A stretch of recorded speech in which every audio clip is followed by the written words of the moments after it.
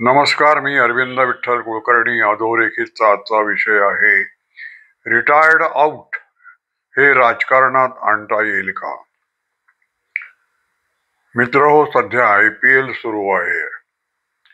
क्रिकेटचे सामने सुरू आहेत. काही दिवसापूर्वी मुंबई विरुद्ध लखनौ सुपर जायंट्स हा सामना झाला. मुंबईची फलंदाजी नंतर होती आणि मुंबईला 10-15 किंवा अशाच अगदी कमी धावा जिंकायला हव्या होत्या. पण जे दोन फलंदाज खेळत होते, मैदानावर होते, हार्दिक पंड्या आणि तिलक शर्मा, हे दोघे जण अतिशय मंद गतीनं खेळत होते. त्यामुळे संघ व्यवस्थापनानं असा निर्णय घेतला की मॅच तर जिंकायची आपल्याला, आणि तिलक वर्मा खेळत नाहीये, हार्दिक कर्णधार आहे. त्यामुळे तिलक वर्माला त्यांनी रिटायर्ड आउट असा नियम लावला. तो स्वतः म्हणाला, मी आउट झालो, मी जातो. आणि त्याच्याऐवजी मग सॅटनर तिथे फलंदाजीला आला. अर्थात सॅटनर आणि हार्दिक पंड्याला सुद्धा काही मॅच जिंकता आली नाही. एक थोडे चौकार, थोडे षटकार, थोडा वर्षाव झाला असताना मुंबई जिंकली असती. अवघ्या 12 धावांनी मुंबई हरली. आणि मग नंतर मुंबईचे जे मुख्य प्रशिक्षक महेला जयवर्धने, श्रीलंकेचा खेळाडू आहे, तो मुंबईचा मुख्य शिक्षक, त्यांनी समर्थन केलंय की असं करता येतं. आपल्याला मॅच जिंकायची असते तर एखादा फलंदाज त्याला ज्या कामासाठी पाठवलाय ते काम नीट करत नसेल, त्याला खेळता येत नसेल, तर त्याला आपण परत बोलावू शकतो.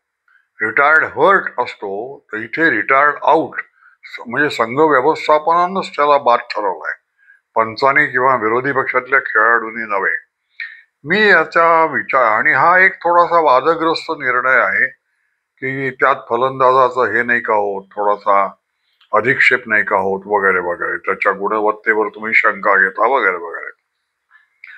मी याचा विचार करत होतो की हा नियम आपण राजकारणात लावता येईल का? म्हणजे राजकारणात आपण जे पाठवतो विधानसभेवर आणि लोकसभेवर आमदार आणि खासदार, विधायक आणि संसद सदस्य, त्यांना इतके आयुध उपलब्ध असतात लोकांचे प्रश्न सोडवण्यासाठी, लोकांचे प्रश्न मार्गाला लावण्यासाठी. त्यातला काहीही एकही मार्ग ते हातात धरत नाहीत, आणि ते मग बहिष्कार, गोंधळ, सभापतींना घेराव घालणं, असं नको ते करतात. खरं म्हणजे संसदीय जीवन पद्धती लोकशाहीत इतकी चांगली आहे की तुम्हाला शांततामय मार्गानं लोकांचे प्रश्न सोडवता येतात आणि लोकांचं जीवन सुखी करता येतं, आणि राष्ट्राचं पण जीवन, राष्ट्राची प्रगती होते. प्रश्नोत्तर असतात, स्थगन प्रस्ताव असतो, लक्षवेधी सूचना असतात, अर्ध्या तासाची चर्चा असते. अनेक मोठ्या लोकांचं मी असं ऐकलेलं आहे की त्यांना ते अतिशय विवेकानं, शांतपणे, संयमानं बोलतात. कारण काय असं विचारल्यानंतर ते म्हणतात, आम्ही संसदीय जीवन पद्धतीचा, लोकसभेत कसं बोलावं, विधानसभेत कसं बोलावं, याचे नियम आहेत. कोणते शब्द वापरावे, कोणते वापरू नये, आणि सगळं सभापतींना उद्देशून वगैरे, ते आपल्या सार्वजनिक जीवनात आपण आणलं पाहिजे. ते जर आणत नसतील आणि नको त्या गोष्टीत खासदार आणि आमदार आपला वेळ फुकट घालवत असतील, तर त्याला परत बोलवण्याचा अधिकार मतदारांना असला पाहिजे. रिटायर्ड आउट, तुम्ही आमचे प्रतिनिधी होण्यास योग्य नाही, तुम्ही परत या, परत निवडणूक घेऊ, आपण दुसरा माणूस पाठवू. 5 वर्ष त्याला जे आज मोकळं रान मिळतं, एकदा निवडून दिल्यानंतर मी काय वाटेल ते करीन, हो, निर्बंध सत्ता लोकशाहीत त्याला उपभोगता येते, तो जणू कोणी एक डिक्टेटरच होतो. तसं होता येणार नाही. तर तो नियम लावावा का? आणि हे चहापानावर बहिष्कार, प्रत्येक विधानसभेच्या, लोकसभेच्या अधिवेशनाआधी मुख्यमंत्री चहापानाला बोलवतात, पंतप्रधान, विरोधी पक्षाचा बहिष्कार. अरे, बहिष्कार घालण्यासाठी संसदीय जीवन पद्धती नाहीये, चर्चेसाठी आहे. तुम्ही चर्चा करा ना. तर हे करता येईल का, हा मी विचार करत होतो. काही मोजक्या देशामध्ये, मला आता सगळ्यांची नावं आठवत नाहीत, पण तिथे राईट टू रिकॉल, हे आहे. भारतात ते आहे की नाही ते पण मला बघायला लागेल. पण राईट टू रिकॉल मतदारांना तो हक्क आहे. आणि तुम्ही आता नोटा दिला ना मतदारांना एक अधिकार, मग राईट टू रिकॉल सुद्धा हा मी विचार केला आणि नंतर मग मी पुनर्विचार केला. तेव्हा माझ्या लक्षात आलं हे करण्यासाठी एक परिपक्वता लागते, राजकारणाची समज लागते. नाही तर या राईट टू रिकॉल याचा अपलाभ, याचा गैरफायदा राजकारणीच लोक जे बहिष्कार घालतायत, जे संसदेचा वेळ फुकट घालवतात, तेच याचा फायदा घेणार आहेत. आणि महाराष्ट्रामध्ये शरद पवार प्रवृत्ती जी आहे ती याचा जास्तीत जास्त लाभ घेईल. आणि एखादा माणूस म्हणजे देवेंद्र फडणवीस हा आता एक सर्व असा सामर्थ्यशाली संसदपटू निर्माण होतोय, तर त्याच्या विरुद्ध काहीतरी खोट्या नाट्या कंड्या पिकवायच्या आणि राईट टू रिकॉल, मग दररोज त्याच्यावर धरणं, निदर्शन, मोर्चे, राईट टू रिकॉल, फडणवीस परत या, फडणवीसांच्या मतदारसंघामध्ये गोंधळ घालायचा, असा त्याचा गैरफायदा घेतला जाण्याची शक्यता आहे. त्यामुळे परिपक्वता पाहिजे. आणि मग मी त्याचा विचार केला तेव्हा माझ्या असं लक्षात आलं ही परिपक्वता नव्हती आपल्या लोकांमध्ये. परिपक्वता नसताना आपण काही प्रयोग करायला गेलो, त्याचं कारण मग शेवटी फाळणी झाली. त्याला हे कारण आहे का? 1885 मध्ये काँग्रेसच्या पहिल्या अधिवेशनात आपण हिंदी राष्ट्रवादाचा प्रयोग केला. का? तर ब्रिटिशांविरुद्ध लढायचंय. एकाच वेळेला एकाच आघाडीवर मुसलमानांची एक आघाडी आहे, मुसलमानांच्या आघाडीला आपल्या आघाडीत सामावून घेऊ. आणि म्हणून मुसलमानांना आपण सांगितलं की तुम्हाला भीती वाटते का हिंदूंची? मग आम्ही हिंदुत्व काही काळ बाजूला ठेवतो, आपण हिंदी राष्ट्र निर्माण करू. या तुम्ही पण हिंदी व्हा, आम्ही पण हिंदी होतो. तुम्ही तुमचं मुसलमान पण बाजूला ठेवा, आम्ही आमचं हिंदुत्व बाजूला ठेवतो. एक नवीन संकल्प आपण सोडला. अतिशय उदात्त विचार होता. संबंध जगात असं कुठे झालं नाही. अल्पसंख्याकांच्या सोयीसाठी, समजुतीसाठी, आनंदासाठी बहुसंख्याकांनी राष्ट्रीयत्व म्हणजे आपला प्राण असतो, ते प्राण आपला काढून बाजूला ठेवला, असा प्रयोग जगात कुठेही झाला नाही. तो हिंदूंनी केला. न्यायमूर्ती रानडे त्याचे उद्गाते होते. पण आपण हा विचार केला नाही की राष्ट्रीयत्व म्हणजे काय, एकत्वाची जाणीव म्हणजे राष्ट्रीयत्व. पण हिंदू मुसलमानांमध्ये एकत्वाची जाणीव नव्हती आणि तरी आपण हा प्रयोग केला. त्याचा परिणाम दिसून आले. 3 वर्षानंतर मुसलमानांनी सांगितलं आम्हाला काही स्वारस्य नाही हिंदी राष्ट्रामध्ये, आम्ही मुसलमान ते मुसलमानच राहणार आहोत. आणि हिंदू आणि मुसलमान ही 2 स्वतंत्र आणि युद्धमान राष्ट्र आहेत हे मुसलमानांनी सांगितलं, तरी हिंदू सावध झाले नाहीत. हिंदू तो हिंदी राष्ट्रवादाचा प्रयोग करत बसले. त्याचा परिणाम फाळणी झाली. कारण हिंदू मुसलमान हे कधीच एकत्र आले नाहीत. मुसलमान आपल्या दिशेनं गेले आणि मुसलमान ज्या दिशेनं जात आहेत त्या दिशेनं हिंदू गेले. परिणामी आपण सगळे पाकिस्तानच्या दिशेनं गेलो आणि फाळणी झाली. त्यामुळे राजकीय परिपक्वता ज्याला म्हणतात, एकत्वाची जाणीव ज्यानं निर्माण होईल, असे प्रयोग आपण वेगवेगळे करायला पाहिजे. गणेशोत्सवामध्ये गणेशोत्सव का सुरू केला टिळकांनी? मुसलमान ऐकत नाहीत म्हणून. 200-200 वर्ष आम्ही यांच्या ताबुता समोर नाचलो तरी यांच्या हृदयात काही परिवर्तन होत नाही, हे दंगे करतात. म्हणून टिळकांनी चिडून गणेशोत्सव, शिवजयंती उत्सव सुरू केला. मुसलमानांवर त्याचा काही परिणाम झाला नाही.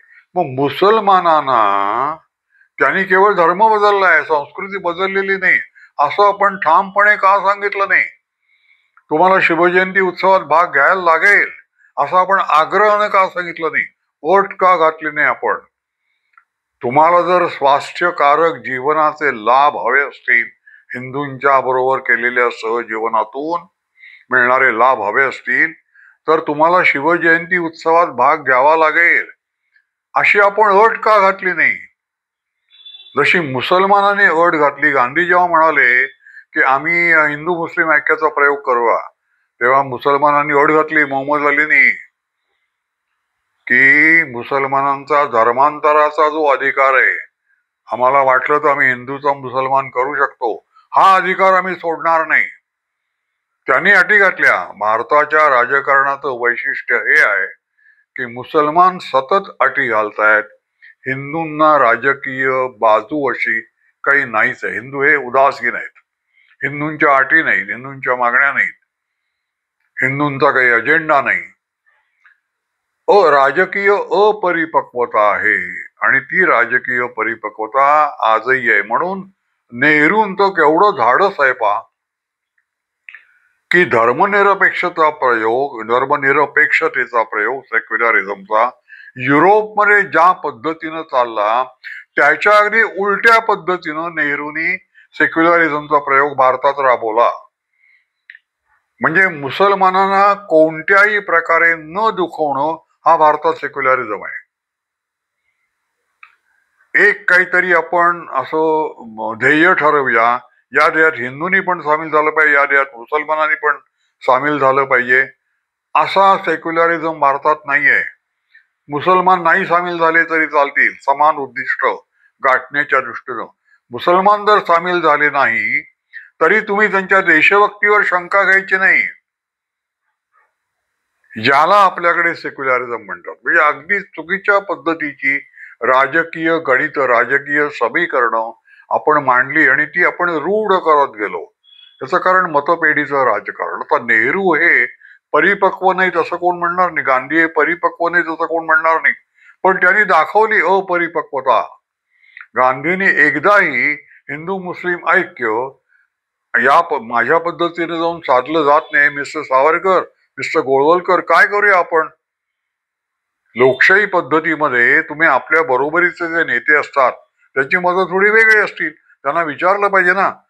उद्दिष्ट समान आहे. गांधी, गोळवलकर, सावरकर यांचं उद्दिष्ट भारताची एकात्मता साधणं हे आहे ना, आणि त्याला मुसलमानांचा फुटीरपणा हा अडथळा आहे ना. मग तो अडथळा दूर करण्यासाठी आपण काय करायला पाहिजे? गांधी नेहरूंनी कधी सावरकर गोळवलकर यांच्याशी चर्चा केलेली नाही.